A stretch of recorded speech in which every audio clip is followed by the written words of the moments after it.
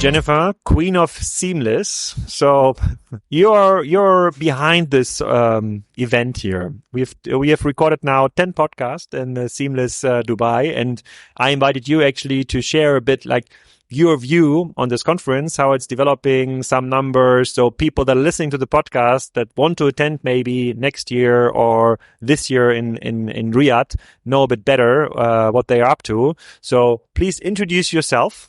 And then tell us more about Seamless Dubai and Seamless Riyadh. Yes, so thank you very much for having me on the podcast here today. So I am Jennifer Drury. I head up the marketing for Seamless Middle East and Seamless Saudi Arabia. So Seamless Middle East has been running for 23 years now. This is our 23rd edition.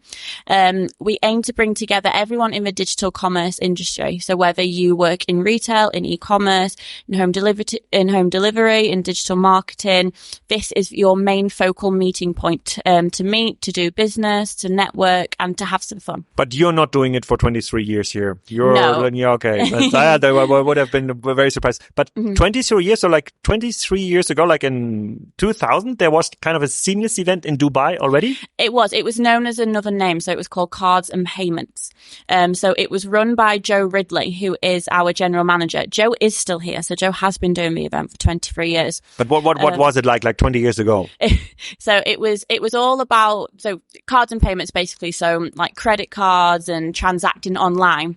As a byproduct of that, the e-commerce profile grew out of it. So that was about obviously transacting online. What are the e-commerce platforms? What are the different channels that we use? And then that's where Seamless then came to be. So the event is predominantly, it's half a payments event, half an e-commerce event pretty much, but obviously they all feed into one. But like 20 years ago, how many people showed up at such an event? Was it like 100? A couple, 50? a couple of hundred.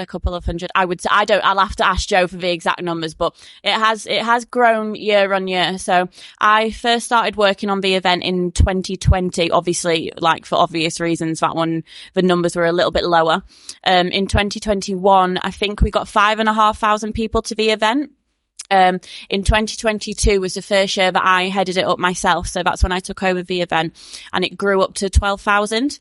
And then now here at 2023, I've just been told about 5 minutes ago, we hit 20,000 attendees and counting. So we're very, very happy with the growth that the event has seen. Yeah. Can you grow at this location here? Like next year, if this grows kind of linear, we are talking about like 30,000 people showing up. I think so. Yeah. I think so. So next year we're moving like across the hall. So we will still be in Dubai World Trade Center, but we've booked double the floor space. So this year we're just one side of the trade center. Next year we're the same side and then some. So we're pretty much doubling the exhibition floor.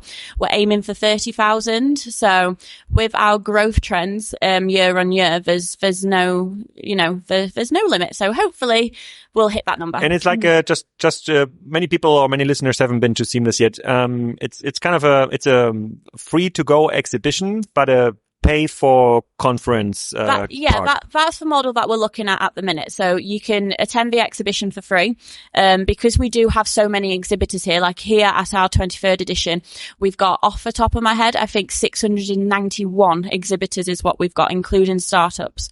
So the exhibition is a really, really good place for these companies to network with each other. You know, as I said, we do have over 20,000 people here today. It's a really good spot for the whole industry to meet up, to do business, to get to know each other, and then to grow your network in the Middle East region. And out of those 20,000, like let's say 1,000 are buying like the conference ticket and going then to the slots? It's a bit more, it's probably around about 5,000, I would say, who have access to the conference. But that's actually, so I talk with my colleagues and some other vendors here. So that's definitely something we prefer over conference formats like shop talks, where usually the visitors only come like for the conference. So nobody's coming like into the exhibitor setup anymore, but here like the hall is like full permanently. So all booths like have a lot of traffic, where other conferences do offer so much content and everybody's like free to go for the content that nobody's going to the floor space anymore. Yeah. We're predominantly exhibition. Like that is the bread and butter of Seamless. Is we are predominantly an expo. The one thing that stood out here for me this year, and we attended like Seamless last year in Dubai and KSA. The one thing everybody is saying, the next big thing, the next big market is Riyadh. And for me, it was like hard to believe before I went to Riyadh, and there was like the Seamless Riyadh. You can talk a bit about. It seemed a bit smaller, but like all the business is moving there. All the decision makers are there. Like everybody's now setting up offices in Riyadh to push their business. I would say let me look on my list here. For how many people, so some companies were from Riyadh, but the ones that are not yet in Saudi Arabia, I would say 50% are talking about like expanding into Saudi Arabia. So, and can you tell us a bit more about like this momentum? So what is different in the Riyadh version? Yeah, so it's very much an up-and-coming market. So we launched in Riyadh last year, and we didn't really anticipate the boom that we would have from that show, to be completely honest with you. We aim to have, as a target, about 5,000 people attend. Last year, what's your target? And maybe around 100 companies. Like this was our goal, like our dream target.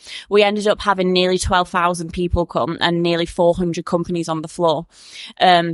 Because, as you said, that is the next business hub, basically, is Saudi.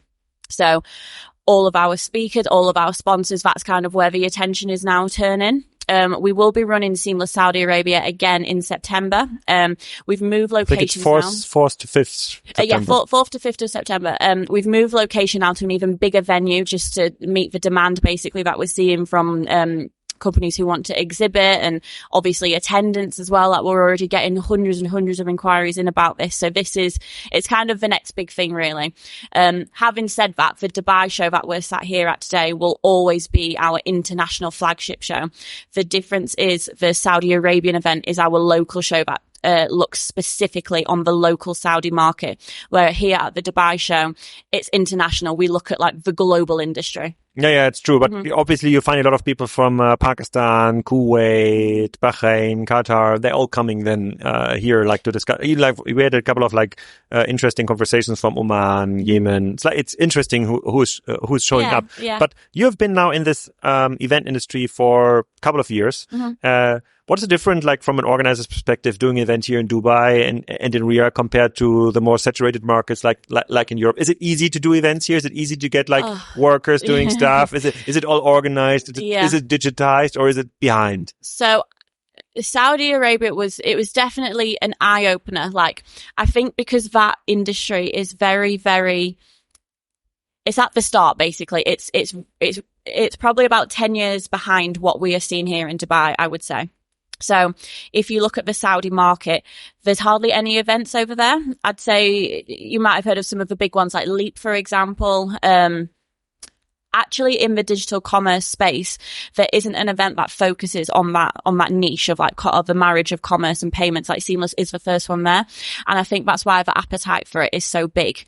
In terms of actually being an event planner and doing an event in Riyadh, we've never really done one at that scale before. So that was just a massive, massive learning curve for us. Going into this year, into 2023, like there's so many things that we have changed, like the venue, for example, like there's so many new features we didn't think we could do, but now we know we can do. Like that event, the show that we put on will be amazing in Riyadh this year. Here in Dubai, this is, like I said, our bread and butter. So we've done this time and time again. So as from an event organizational perspective, like we know this very well. But like from a venue perspective. Yeah. So and you have seen like many venues in London, in Berlin, in Paris, like I don't know, even the basics, entrance management, food and beverage, like toilet cleaning, whatever. So what do you say that is matching European standards, or is the BAF harder to organize, easier to organize? It's very hard to organize. Yeah. In Riyadh, I would say so. Yeah, it was definitely one of the most challenging things that I've done anyway in my events career. I quite like a challenge though. It is probably the Saudi event is verging on to be my favorite event. Like I know I'm sat here in Dubai, but I do love the Saudi event. I do love a challenge. You live in Dubai? I do live in Dubai. Yes, I do live in Dubai. I've been here for 4 years now. You like it? I do like it. I do like it. Yeah, it's Disneyland. Yeah, It's Disneyland. Mm-hmm. Okay, and so Riyadh's gonna be big this year. So Mm-hmm. you expect much more. You expect it to become as big as Dubai this year? Dubai will always be our biggest event, just because, like I've said, we have the international market here. Yeah. So the global market, everyone across the world comes here. You know, we have a lot of US customers who come here. Like you just listed out some countries. This is our international event. I think because the market is so, ripe for opportunity in Saudi, I think that's why we will see the numbers that we do, but that will always be the local show. This is the international show. Yeah. And I personally have to thank you because I have to say thank you because you're supporting the podcast format so much. We haven't talked about in the podcast, but you managed to get a bus brand and we wanted to put him in here, and there was some oil problem, which was funny for all the other guests, and I told the two guests from the oil industry, but really? the joke didn't work. Yeah.